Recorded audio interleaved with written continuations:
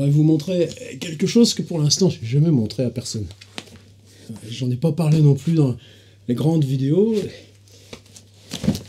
Puis après tout, ça pourrait être à ça aussi qu'on ouvre cette histoire de bref feuilleton du matin. Anticosti, là, c'est pas 5 îles. Ce serait de dire, au lieu de faire une longue vidéo qui après s'enfonce, on ouvre des dossiers, et dans les dossiers, là, il y aurait dossier Saint-Kilda, et puis rien qui empêche après d'y revenir. Ça a commencé comment cette affaire-là? C'était, je me rappelle même plus l'année, ça pourrait être 97, mais il y a longtemps, c'était la découverte de l'Écosse, de même monter en voiture de Londres et tout ça, Haworth, la maison des Brontë, et puis là, évidemment, c'est des paysages tellement immenses, stupéfiants, forts, austères, et dans l'île de Skye, au bout, il y a un château de visite, et juste là, pas les caves, mais l'espèce de couloir du sortie, il y avait une expo photo.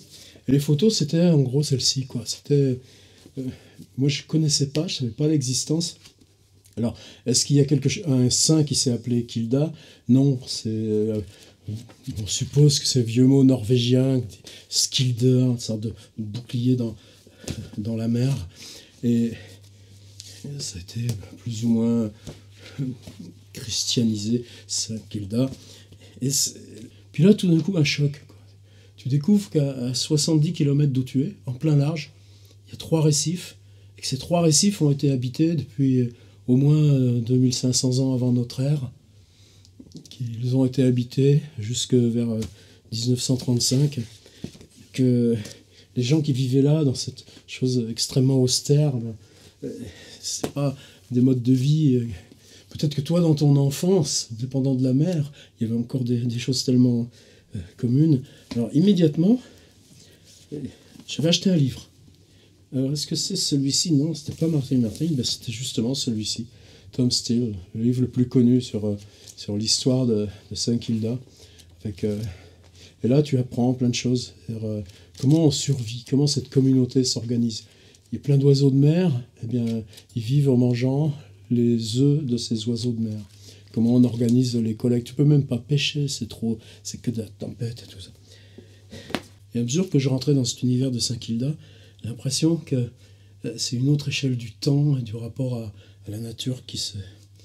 Et à mesure que je rentrais dans ces récits de Saint-Kilda, l'impression de quelque chose qui disait, par un tout petit point extrêmement ténu, quelque chose d'essentiel du rapport à l'humanité. Alors, et t'es là, en fait, tu ne comprends pas l'attachement qui te prend, ce qui te lie, ce qui t'aspire à cette toute petite découverte que tu viens de faire.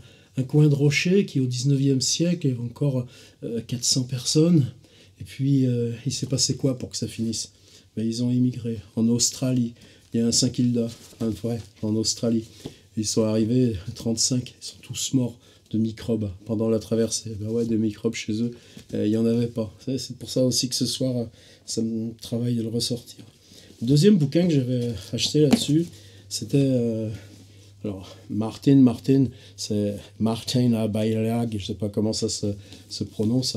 En fait, c'est un grand intellectuel écossais du XVIe siècle, la période Erasme, et qui fait tout le tour des universités européennes, en particulier Leyde, Amsterdam.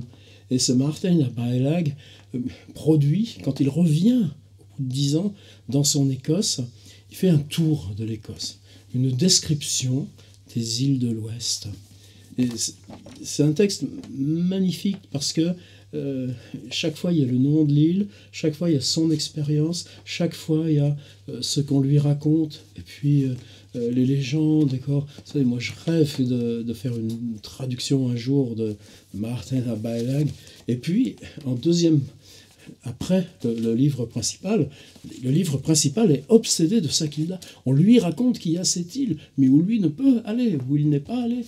Et il raconte dans un deuxième livre, quelques années après, plus bref, un voyage à Saint-Kilda. Et c'est relativement bref. Mais Martin Abailag ne peut dire de Saint-Kilda que ce qu'on lui en avait déjà dit. C'est-à-dire qu'une fois par an, le propriétaire, donc ce landlord du château de Skye, envoie une barque, un bateau, avec les outils de première nécessité, des varlopes, des rabots, des clous, et puis des tissus, évidemment, je suppose, et puis ramène ce qui va être l'industrie de l'île. Ils ont réussi à passer même un marché avec l'Angleterre, jusqu'à la guerre 14-18, les couvertures, ou en tout cas de l'armée, seront en duvet d'oiseaux de mer qui viennent de Saint-Kilda. Donc ils ramènent ça, ils ramènent aussi l'huile des fulmars, c'est-à-dire cet oiseau de mer avec une huile assez rance, mais qui suppose parer de plein de propriétés. Et en tout cas, dans l'île, tout passe par l'huile de fulmar. C'est l'hygiène, c'est le guérissement. Et on en exporte sur le continent. Puis il viendra un moment où plus rien de tout ça n'aura du tout valeur. Alors les autres livres, évidemment, justement, de temps en temps, on se fera ce petit feuilleton du matin. Tiens, tu sais pas de quoi parler, reviens donc à Saint-Kilda. Saint-Kilda, ça te fera toujours du bien. Charles Maclean, ça c'est un très beau livre parce qu'il y a une vraie langue. Heslin on the Edge of the World. Là, c'est un aquarelliste qui fait avec des... Je passe. J'ai un autre continent qui est ici. À l'époque, il était tout jeune prof. Il était à la fac de Glasgow, en tout cas à la bibliothèque universitaire. Charles avait bien voulu aller me faire des photocopies. Alors, des fois, tu t'en veux de demander, de solliciter la générosité des autres. Mais ce qui est impressionnant, c'est que depuis Martin Abailag, environ tous les 60 ans, tous les 30 ans, tous les 50 ans, quelqu'un vient et fait un récit de Saint-Kilda. Alors c'est aussi, par exemple, un curé au XIXe siècle, c'est un instituteur, c'est une infirmière. Et chacun ou chacune a laissé un écrit, une trace. Et souvent ça a été publié, Johnson, etc. Toujours, alors longtemps tu te dis ça, ah ouais, quand j'aurai mes 60 balais, je ferai le livre. Ah ouais, quand j'aurai 65 balais, je ferai le livre. Et là, le livre... Ce qui est impressionnant dans Saint-Kilda, c'est que même depuis la préhistoire, depuis tous les grands événements qui ont marqué l'histoire humaine, les immigrations vikings, et puis chacune des guerres, et puis au XVIIe siècle, cette espèce, j'allais dire, de grande imposition tellement terrible et atroce de la religion protestante, mais qui détruit systématiquement tout ce qui est chants, légendes, contes, récits. Et pourtant, malgré sa pression, ça va toujours repousser, mais ce côté criminel, il est là.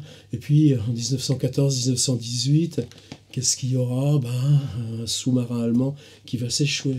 Et puis, 39-45, c'est un bateau qui va rester là pendant 4 mois avant de pouvoir repartir. C'est-à-dire que toutes les grandes failles de l'histoire du monde, c'est-à-dire ce grand barouf de l'histoire du monde, sur cet endroit tellement isolé, là-haut, 70 km de l'Écosse, en pleine mer du Nord, sur ces rochers de 400 mètres du haut qu'on peut escalader si difficultueusement, eh bien, il y aura une toute petite trace. C'est-à-dire qu'on peut lire l'histoire du monde à travers la toute petite trace qu'elle est venue déposer, laisser dans... là où, disons, du Moyen-Âge jusqu'à la fin du XIXe siècle, rien n'avait changé dans la survie de quelques centaines d'êtres humains livrés à eux-mêmes au milieu de la mer. Et ça, c'est fascinant. Mais qui gardent aussi tous ces contes, légendes, ces chants, tout ça. Pourquoi je raconte ça? Le dernier exode, évidemment, c'est le plus triste. Ils partent à 200, puis tout le long du bateau, ça meurt. Et puis il y a quand même une ville en Australie qui va porter le nom, qui est maintenant un petit bourg prospère. Mais dans l'île maintenant, il y a eu quoi?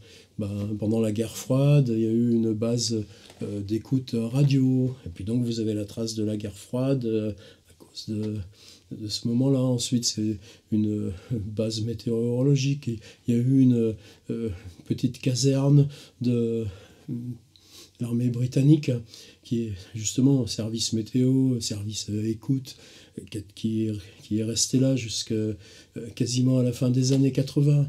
Maintenant, il n'y a plus que des camps archéologiques. Il y a aussi du tourisme qui commence à s'y mettre. Et la question des oiseaux, qui n'est plus du tout la même que cette espèce de matière. C'est-à-dire, on part le matin, on en zigouille 300, 400. Et c'est ça où je me demandais, est-ce que pour la première fois, on n'aurait pas un événement fracture de l'histoire de l'humanité? Cette pandémie, ce qu'elle fait de nous, je raconte pas trop ma vie là, en ce moment. Et est-ce qu'elle aurait laissé une trace à Saint-Kilda? Est-ce qu'à Saint-Kilda, là, cet hiver, on aurait un endroit de la Terre où, justement, il n'a pas réussi à venir, cette saloperie de virus?